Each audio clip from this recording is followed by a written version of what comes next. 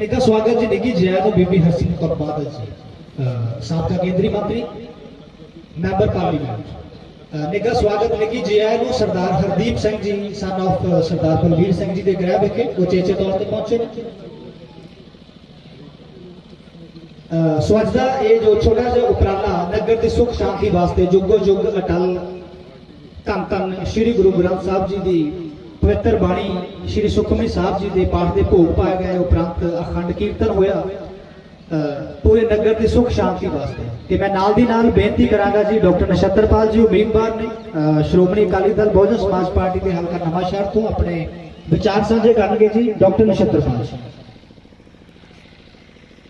श्री गुरु ग्रंथ साहिब जी की पवित्र हजूरी के अंदर इलाके और पल्ली उची दी सारिया समूह संगतां साडे सत्कारयोग हरदीप सिंह जी साबका सरपंच साहब उन्होंने समुचे नगर वालों दर्शन जी बलवीर जी और जिन्हें पंच सरदार सरपंच साहबान जिन्होंने श्री गुरु ग्रंथ साहब जी का गुरु साहब का वोट आसरा लिया और जिथे नगर की सुख शांति लिए उन्होंने गुरु साहब के अगे अरदास बेनती की उत्थे अरदास बेनती की कि श्रोमणी अकाली दल और बहुजन समाज पार्टी गठबंधन पंजाब की सत्ता ते आवे और सरदार सुखबीर सिंह बादल साहब पंजाब की सत्ता संभालन और पंजाब और पंजाबियों का भला कर सकन और साडे दरम्यान विशेष तौर पर बीबा हरसिमरत कौर बादल साहब मैंबर पार्लीमेंट साबका कैबिनेट मंत्री भारत सरकार सरदार जरनैल सिंह बाहल साहब हल्का इंचार्ज श्रोमणी अकाली दल विधान सभा नवांशहर डॉक्टर सुखविंदर सुखी जी MLA हल्का बंगा जथेदार बोध सिंह बिलाकीपुर जी जिला प्रधान साहबान और इस इलाके दे इस नगर दे हुसन लाल जी जब्बोवाल तो सरपंच साहबान इस इलाके दियां श्रोमणी अकाली दल और बहुजन समाज पार्टी दियां समुचियां मानयोग शख्सियतां अज गुरु साहब अगे जिथे आप अरदास बेनती कर रहे हैं कि जिहड़ा पंजाब के अंदर पिछली कांग्रेस सरकार ने गुरु साहब नाल जिथे धोखा किया जिथे लोगों ने धोखा किया अज पंजाबियों ने धोखा कर रही है गुरु साहब अगे अरदास बेनती कर रहे हैं कि गुरु साहब कृपा करो इन्हां धोखेबाजां तो पंजाब का खड़ा छड़ाओ पंजाब को तरक्की और खुशहाली वाल लेके जाओ। मैं ज़्यादा समा ना लैंदा होया बेनती करांगा बीबा हरसिमरत कौर बादल साहब वो आके गुरु साहब के चरणों के अरदास बेनती करन और अपनी गल सारिया संगतां दे अगे रखन। बीबा हरसिमरत कौर बादल जी मैंबर पार्लीमेंट साबका कैबिनेट मंत्री भारत सरकार।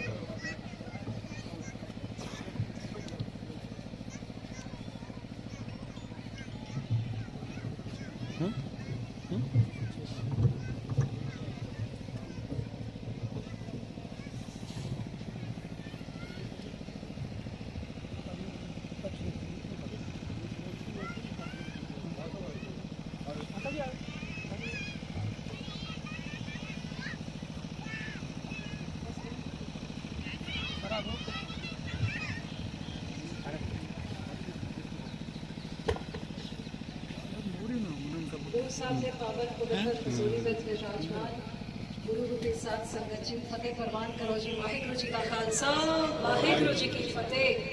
सुखमनी सुख अमृत प्रणाम भगत जना के मन विश्राम। आज नगर वासियों का शुकराना कर दिया बधाई कर दिया सरपंच साहब हरदीप जी ने भी जिन्होंने अपने घर विखे नगर की सुख शांति ते सूबे की सुख शांति वास्ते आज ये पाठ रखवाए ने।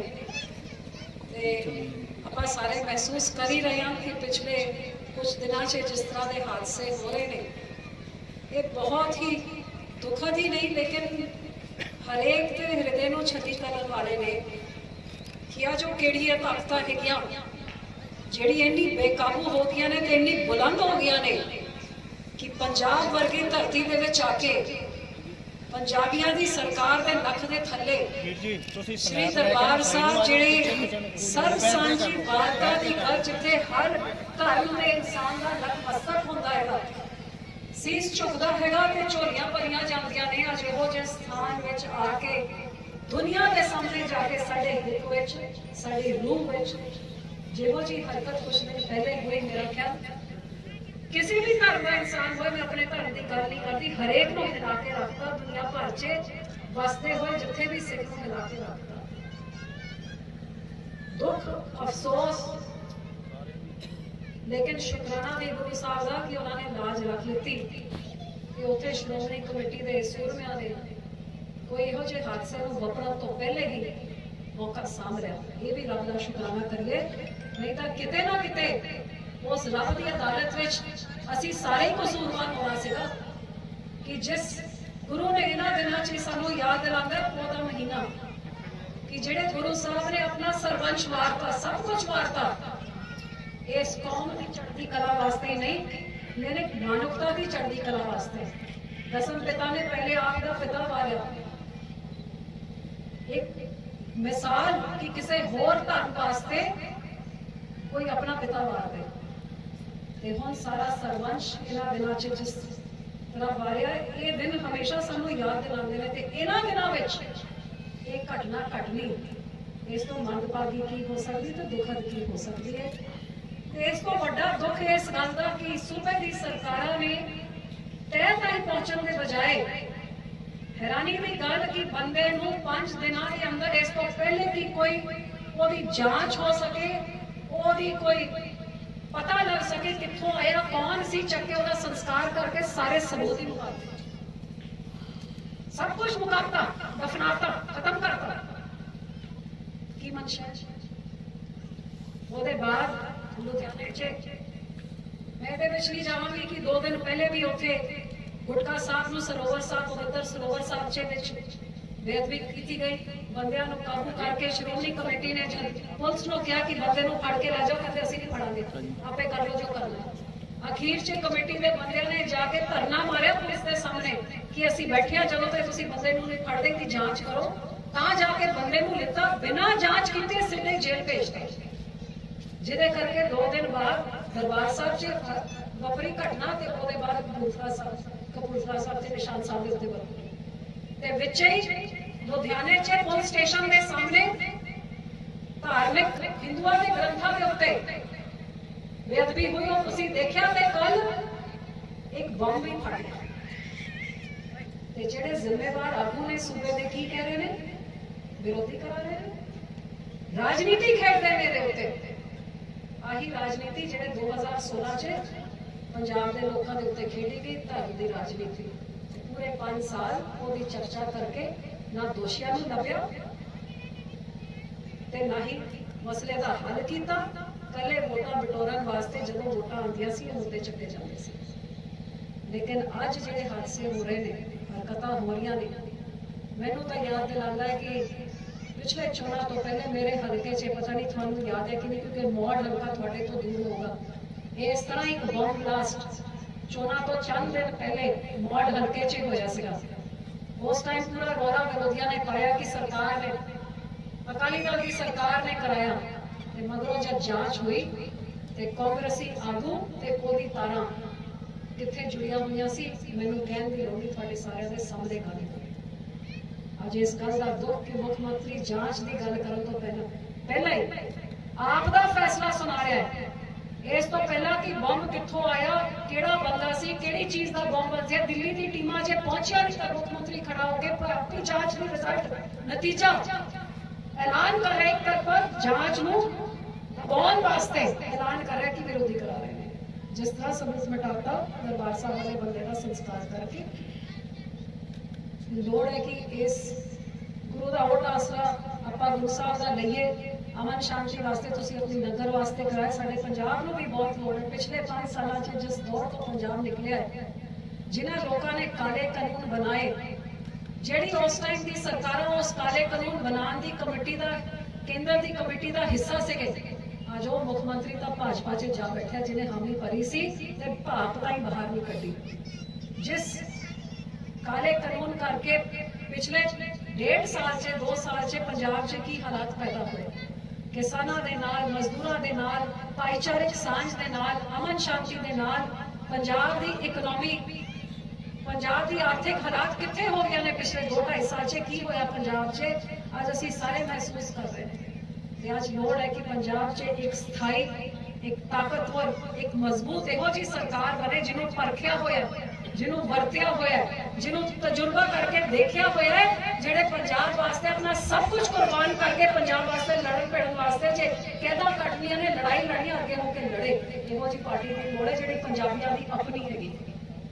ਦਿੱਲੀ ਤੋਂ ਕਠਪੁਤਲੀਆਂ ਦੀ ਤਰ੍ਹਾਂ ਚਲਾਈ ਗਈਆਂ ਪਾਰਟੀਆਂ, ਉਹ ਕੇਂਦਰ ਤੋਂ ਚਲਾਈ ਹੋਈਆਂ ਪਾਰਟੀਆਂ ਜਿਨ੍ਹਾਂ ਦੇ ਫੈਸਲੇ ਦੇਸ਼ ਦੇ ਹੱਕ 'ਚ ਹੁੰਦੇ ਨੇ।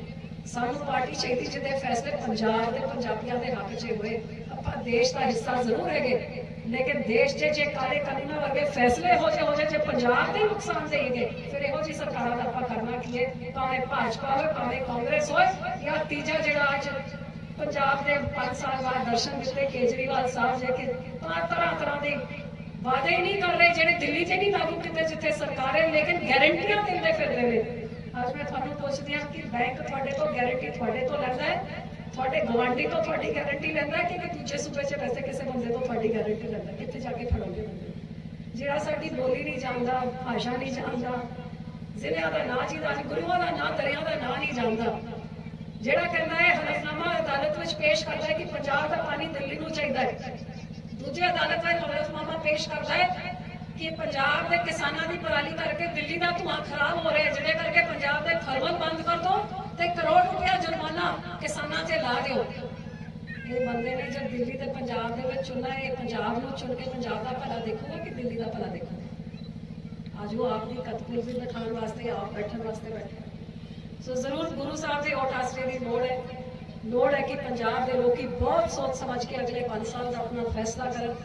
ਮੇਰਾ ਤਾਂ ਤੁਹਾਡੇ ਸਾਹਮਣੇ ਤੇ ਗੁਰੂ ਸਾਹਿਬ ਦੇ ਚਰਨਾਂ 'ਚ ਤੇ ਤੁਹਾਡੇ ਚਰਨਾਂ 'ਚ ਆਹੀ ਅਰਦਾਸ ਬੇਨਤੀ ਹੈ, ਸਭ ਪਾਰਟੀਬਾਜ਼ੀ ਤੋਂ ਉੱਪਰ ਉੱਠੀਏ।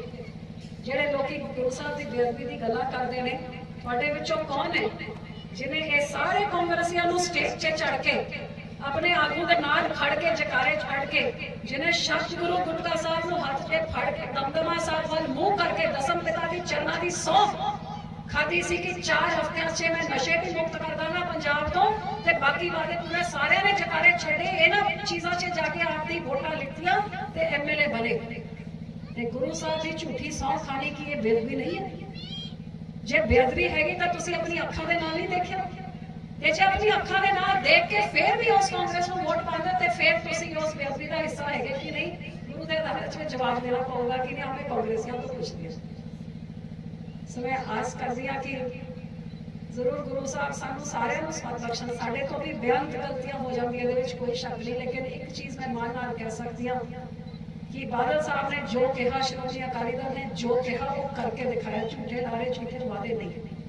ਤੇ ਆ ਵੀ ਕਹਿ ਸਕਦੀ ਹਾਂ ਮਾਣ ਨਾਲ ਗੁਰੂ ਸਾਹਿਬ ਦਾ ਬਖਸ਼ਣ, ਜੋ ਕਹਿ ਰਹੇ ਉਹ ਕਰਕੇ ਦਿਖਾਈਏ।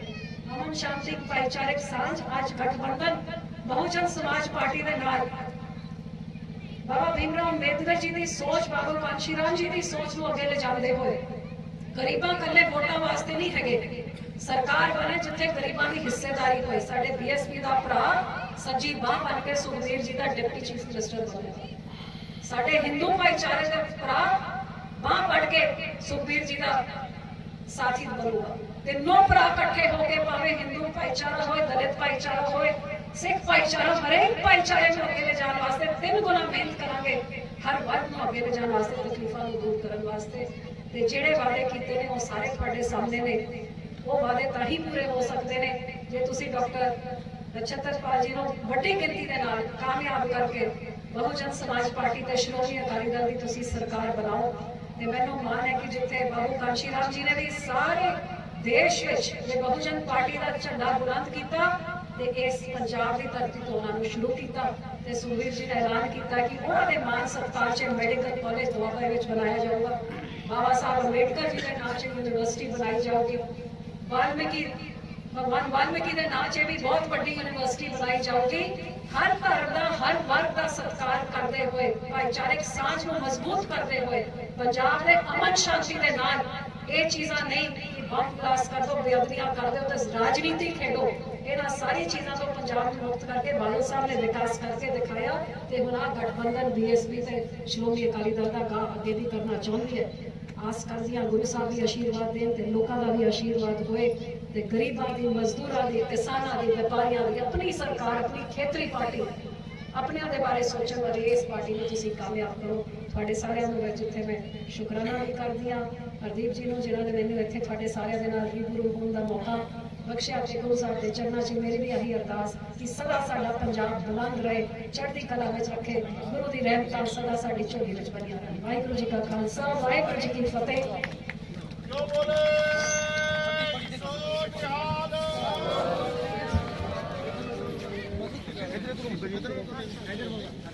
ਉਧਰ ਧਿਆਨ ਦਿਓ ਭੈਣ ਜੀ ਸਾਰੇ